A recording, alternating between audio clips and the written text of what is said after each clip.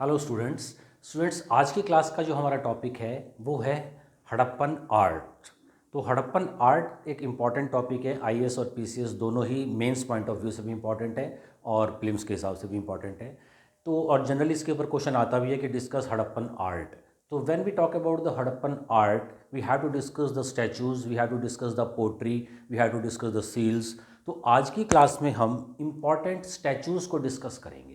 जो स्टैचूज़ हमें मिले हैं वो सॉफ्ट स्टोन स्टीटाइट के भी मिले हैं, हार्ड स्टोन्स के भी मिले हैं, उसके साथ वो मेटल के भी मिले हैं।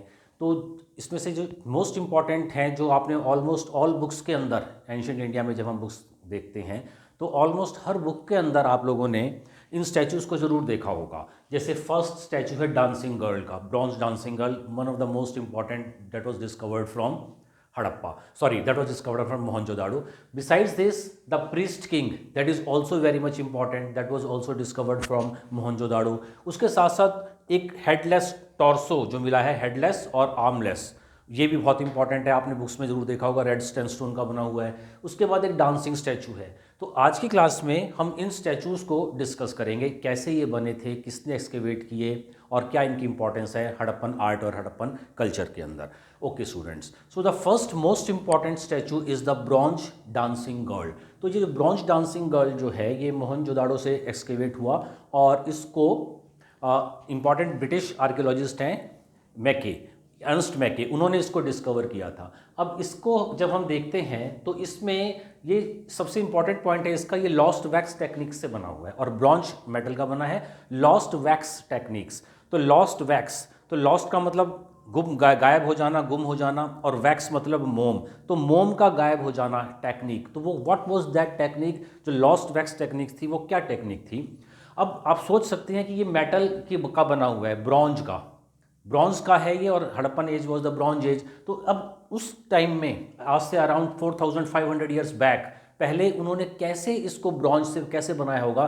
That's a quite natural question that come to your mind. आपके माइंड में चीज़ आ सकती है कि इसको इस तरह की शेप उन्होंने कैसी, उनकी एडवांस टेक्नोलॉजी रही होगी कि उन्होंने एक ब्रॉन्ज मेटल से एक बहुत अच्छा फिगर बनाया, और that is known as the bronze dancing girl. तो ये बना था लॉस्ट वैक्स टेक्निक से। तो what was that lost wax technique. तो लॉस्ट वैक्स टेक्निक के अंदर वो क्या करते थे, पहले वैक्स का एक स्टैचू बनाते थे। जो एक्चुअल स्टैचू उन्हें बनाना है वो तो उनके माइंड में है ही ऑब्वियसली। अगर कोई पेंटर है या कोई स्कल्पचर है, they have to make some painting और सम स्कल्पचर, तो उनके माइंड में एक उसका रफ डायग्राम रहता है कि हमें ये ऐसे इस चीज़ को हमें बनाना है। तो जब उनके माइंड में था, जिसने ब्रॉन्ज डांसिंग गर्ल जब बनाई है हड़प्पन पीपल्स ने, जो मोहनजोदाड़ो से डिस्कवर हुई है, तो उसमें उनके माइंड में था कि हमें इस तरह की एक डांसिंग गर्ल बनानी है। और वो डांसिंग गर्ल बनाएंगे कैसे। तो लॉस्ट वैक्स टेक्निक में फर्स्ट ऑफ ऑल जो उनके माइंड में स्ट्रक्चर है, उस स्ट्रक्चर को वो वैक्स से, मोम से बनाते थे पहले। अब मोम से बनाने के बाद उसको फिर वो क्ले से, मिट्टी से प्रॉपरली रैप कर देते थे। रैप करने के बाद अब उसको वो फर्नेंसेस के अंदर, जैसे हमने अर्ली क्लासेस में मैंने आपको बताया था कि जो उनकी ब्रिक्स होती थी, सन ड्राइड ब्रिक्स भी होती थी, बेक्ड ब्रिक्स भी होती थी, जिसको वो फर्नेंस के अंदर तपाते थे एक पर्टिकुलर टेम्परेचर पर जाकर। तो इस पर्टिकुलर टेम्परेचर पर जाकर जब उन्होंने पहले इसको, इस डांसिंग गर्ल को पहले, जिसका साइज़ है करीब 10.5 सेंटीमीटर बाई 5 सेंटीमीटर लेंथ और ब्रेड्थ में, तो इसको जब उन्होंने बनाया कैसे, तो पहले वैक्स का उन्होंने एक स्टैचू बनाया और उस वैक्स के स्टैचू के ऊपर उन्होंने प्रॉपरली उसके ऊपर लेप लगा दिया मिट्टी का, क्ले से उसको प्रॉपरली रैप किया, और उसके बाद उन्होंने उसको बेक्ड किया मतलब एक प्रॉपर टेम्परेचर दिया। तो टेम्परेचर मतलब जब टेम्परेचर दिया गया तो सरफेस के अंदर जो मोम था वो मोम उस टेम्परेचर से पिघला, और जब उन्होंने उसको मिट्टी से रैप किया तो उसके बीच में उन्होंने एक होल छोड़ा और अंदर मोम बना ही हुआ है। जैसे मैंने आपको बताया कि पहले उन्होंने मोम से बनाया और उसके बाद उसको उन्होंने क्ले से रैप कर दिया। अब उस क्ले को वो बेक्ड कर रहे हैं, उसको पका रहे हैं, तपा रहे हैं उसको भट्टी के अंदर, फर्नेंसेस के अंदर। अब जब उसमें टेम्परेचर बढ़ा तो अंदर से मोम पिघल गया, और पहले उन्होंने होल बना रखा था, अब उस होल से मोम निकल गया। अब इसके बाद उन्होंने उस स्ट्रक्चर को लिया जो कि सिर्फ मिट्टी का स्ट्रक्चर है, मोम अंदर से निकल चुका है, that's what is known as the lost wax. अब जो होल था, उस होल में उन्होंने ब्रॉन्ज को पहले मोल्टन फॉर्म में किया, पिघलाई फॉर्म में, मोल्टन फॉर्म के अंदर उन्होंने उस होल से उस ब्रॉन्ज मेटल को, जो मोल्टन फॉर्म में है, पिघलाई हुई फॉर्म में है, उसमें उसको भर दिया। अब ठंडा होने के बाद जब वो सॉलिड हो गया तो बाद में इन्होंने वहाँ से उस जो रैप किया हुआ था क्ले से, उस क्ले को हटा दिया। तो क्ले को हटाने के बाद ये फिगर आ गई। पहले इसको मोम से बनाया, उसके बाद उन्होंने उसके ऊपर रैप किया और रैप किया क्ले से, और बाद में उसको फर्नेस में ले जाके टेम्परेचर रेज किया और मोम पिघल गया।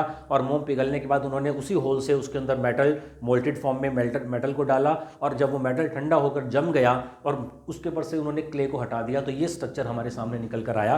That was known as the bronze dancing girl, जो कि 10.5 सेंटीमीटर बाय 5 सेंटीमीटर का इसका स्ट्रक्चर था। ओके, तो इसमें जो राइट शोल्डर है उसके ऊपर हमें एक बन मिला है, एक जूड़ा टाइप मिला है, इसमें बालों का बना हुआ राइट कॉर्नर में, और राइट हैंड में ही इसमें 4 बैंगल्स मिली हैं। 2 बैंगल्स यहाँ पर हैं एल्बो के पास और 2 हैं इनके इसमें कलाई के पास, तो 4 बैंगल्स मिली हैं। और उसके साथ साथ एक नेकलेस भी मिला है गले में, और नेकलेस के अंदर 3 पेंडेंट्स हैं। और राइट आर्म जो है वो लेफ्ट आर्म है वो लेफ्ट थाई के ऊपर रखा हुआ है, और राइट आर्म जो है राइट हिप के ऊपर रखा हुआ है। और इसके अंदर 25 टू 26 बैंगल्स हैं, और हाथ में इन्होंने कोई चीज़ पकड़ी भी हुई है। तो that was the bronze dancing girl. If you get A question discuss the Harappan art, तो हड़प्पन आर्ट और हड़प्पन स्टैचू शॉर्ट नोट्स में आया भी हुआ है ये क्वेश्चन 10 मार्क्स के अंदर, कि हड़प्पन स्टैचूज को जब हम डिस्कस करेंगे तो पहले आप लॉस्ट वैक्स टेक्निक्स बता देंगे कि what was the lost wax technique, और उस लॉस्ट वैक्स टेक्निक से ये उन्होंने एक फिगर बनाया जिसको डिस्कवर किया था, जैसे मैंने बताया ब्रिटिश आर्कियोलॉजिस्ट थे अर्नस्ट मैके ने इसको डिस्कवर किया एचआर एरिया से, मोहनजोदाड़ो के एचआर एरिया से। एचआर एरिया का मतलब जो हरगेविस भी एक आर्कियोलॉजिस्ट थे, तो हरगेविस ने जिस एरिया को एक्सकेवेट किया उस एरिया में ही जाकर अर्नस्ट मैके ने इसको डिस्कवर किया था ब्रॉन्ज डांसिंग गर्ल को। और आज के टाइम में ये न्यू दिल्ली के अंदर जो नेशनल म्यूजियम है वहाँ पर ये रखा हुआ है। इसको बहुत प्रॉपरली तरीके से उन्होंने प्रिजर्व करके रखा है। आप लोग जाकर उसको विजिट करके देख भी सकते हैं, नेशनल म्यूजियम के अंदर ये है। That is the bronze dancing girl of the lost wax technique. अब सेकंड जो इंपॉर्टेंट है स्टैचू हमें, वो एक प्रीस्ट किंग का मिला है हमें। प्रीस्ट किंग का मतलब जो ये स्टैचू हमें मिला है, ये और जो ये प्रीस्ट किंग है ये लेटर स्टेजेस का है। मार्शल का ये मानना है, जॉन मार्शल जो इंपॉर्टेंट आर्कियोलॉजिस्ट रहे हैं, कि ये अपर स्टेजेस से मिला है। जब उन्होंने सरफेस एक्सकेवेट किया है तो 137 मीटर बिलो मिला है, तो ये मतलब ज़्यादा डीप से नहीं मिला। और इसको अब हम इस फिगर को डिस्कस करते हैं। तो इसका जो पूरा स्ट्रक्चर जो हमें मिला है, जो ब्रोकन पीस है, टूटा हुआ पोर्शन है, वो हमें 17.5 सेंटीमीटर और 11 सेंटीमीटर की इसकी डायमेंशंस हैं। अब इसमें फर्स्ट ऑफ ऑल क्या है, सबसे पहले इनके बालों को उन्होंने बहुत प्रॉपरली तरीके से बनाया गया है। बालों को बीच में से 2 साइड में प्रॉपरली प्लेस किया है, प्रॉपरली कॉम्ड किया हुआ है। जैसे हम कंघे से बालों को ठीक करते हैं तो प्रॉपरली कॉम्ड है।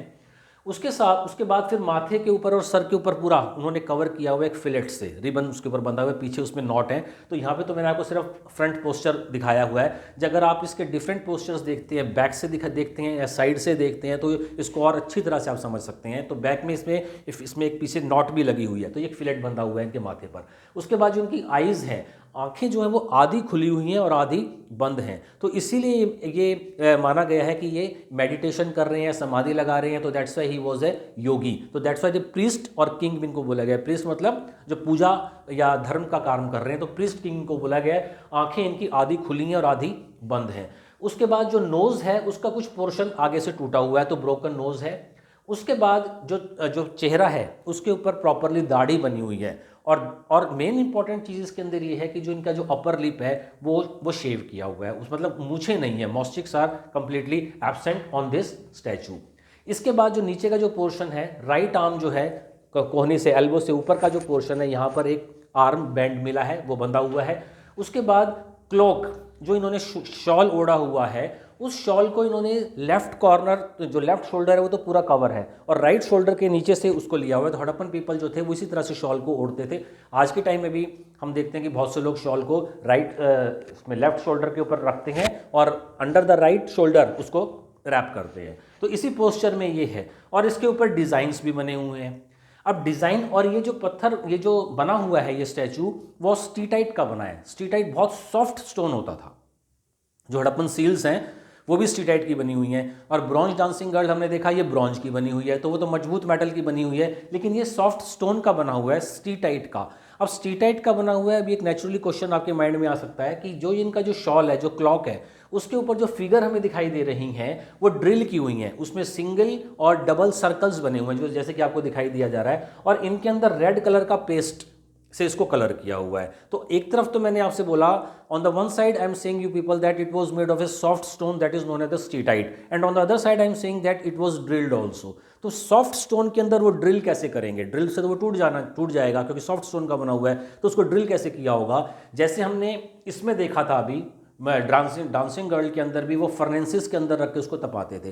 तो इस स्टैचू को भी उन्होंने सॉफ्ट स्टोन में बनाया और बाद में 1000 डिग्री तक टेम्परेचर पर उसको उन्होंने तपाया भी है, पकाया भी है। दैट्स वाई ये इसको मजबूती मिल गई है। और फिर इसको उन्होंने इसमें ड्रिल किया हुआ है, जिसमें जो clock drilled with single and double circles इसके अंदर मिले हुए हैं। और बीच में इसमें क्या है? बीच में रेड कलर से रेड पेस्ट से इसको उन्होंने फिल किया है। अब आज के टाइम में ये कहाँ पर है? जैसे डांसिंग गर्ल तो नेशनल म्यूजियम न्यू दिल्ली में है, वहाँ पर ये रखी हुई है म्यूजियम के अंदर। इसी तरह से ये जो प्रीस्ट स्ट्रक्चर जो है ये पाकिस्तान के अंदर नेशनल म्यूजियम जो कराची में है वहाँ पर ये रखा हुआ है।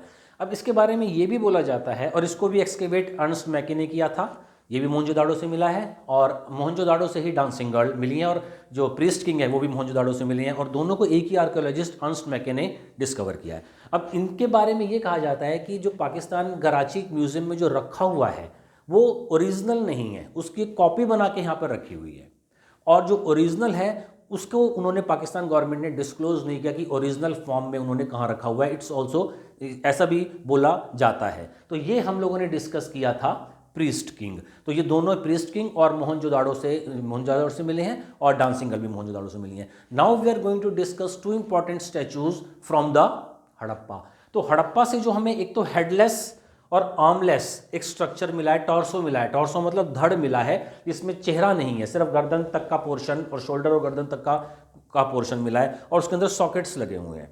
अब सॉकेट्स लगे हैं, और एक सॉकेट यहाँ पे लगा हुआ है इसमें जहाँ से गर्दन स्टार्ट होती है, और दूसरा हाथों शोल्डर्स में लगा हुआ है।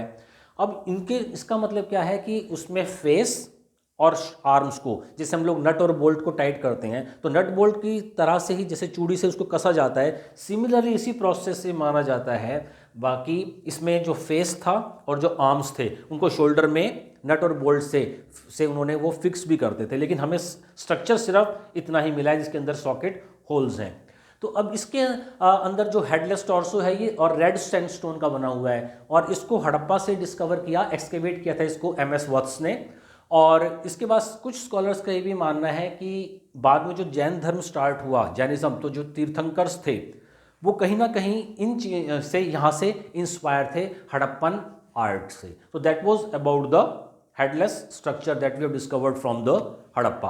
Now we are going to discuss one other important, जो अगर हमें जो डांसिंग स्टैचू है, और ये दयाराम साहनी ने एक्सकेवेट किया है। तो 4 अभी हमने डिस्कस किए। अर्नस्ट मैके ने डिस्कवर किया प्रीस्ट किंग को मोहनजोदाड़ो से ही अर्नस्ट मैके ने डांसिंग गर्ल को डिस्कवर किया। उसके बाद MS वत्स ने हेडलेस और आर्मलेस टॉर्सो को डिस्कवर किया। ये रेड सैंडस्टोन में है, उसमें आप देखेंगे तो प्रॉपरली रेड कलर में ही मिलेगा आपको। नेक्स्ट है ये दयाराम साहनी ने डिस्कवर किया जो डांसिंग स्टैचू। अब डांसिंग स्टैचू जो है ये किस तरह से मिला है? ये ब्रोकन फॉर्म में मिला है।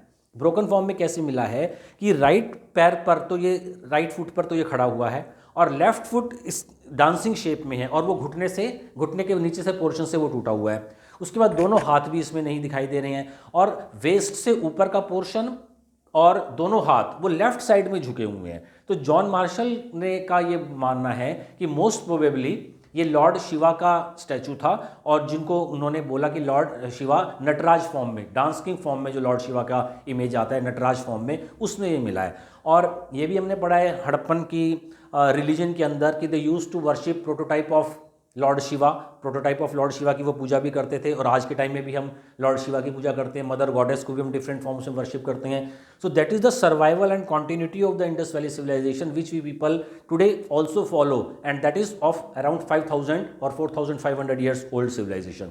तो आज की जो क्लास हमने डिस्कस किया था वो हड़प्पन स्टैचूज को डिस्कस किया।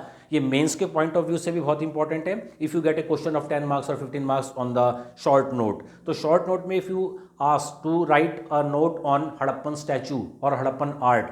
तो हड़प्पन आर्ट के जो दो दूसरे पोर्शंस हैं, पोट्री और सील्स, वो मैं नेक्स्ट वीडियो में डिस्कस करूंगा। अभी हमने सिर्फ यहाँ पे स्टैचू डिस्कस किया है। अगर आपसे पूछा जाता है 10 और 15 मार्क्स के शॉर्ट नोट्स के अंदर कि डिस्कस हड़प्पन स्टैचू, तो अगर आप इन चारों इंपॉर्टेंट स्टैचूज को डिस्कस करते हैं और एक फिगर बना देते हैं, फिगर को डिस्क्राइब कर देते हैं प्रॉपरली और इनके बारे में लिख देते हैं, then you will get very good marks. So students, इस चैनल को आप सब्सक्राइब कर लीजिए, जिससे कि नेक्स्ट क्लास में मैं आपको पोट्रीज और सील्स बताने वाला हूँ। उसके बाद फिर हम वैदिक एज स्टार्ट करेंगे। हम सिलेबस को प्रॉपरली 1 2 3 फॉर्म में ही ले रहे हैं, एक सीक्वेंस फॉर्म में लेकर चल रहे हैं उसको। तो स्टार्टिंग से आप लोगों को प्रॉपरली और प्रिपरेशन के लिए मेरी अर्लियर वीडियोस को आप लोग जरूर देख लीजिएगा, जो मैंने इंडस वैली के ओरिजिन्स वगैरह के ऊपर ऑलरेडी अपलोड की हुई हैं। Okay students, thanks.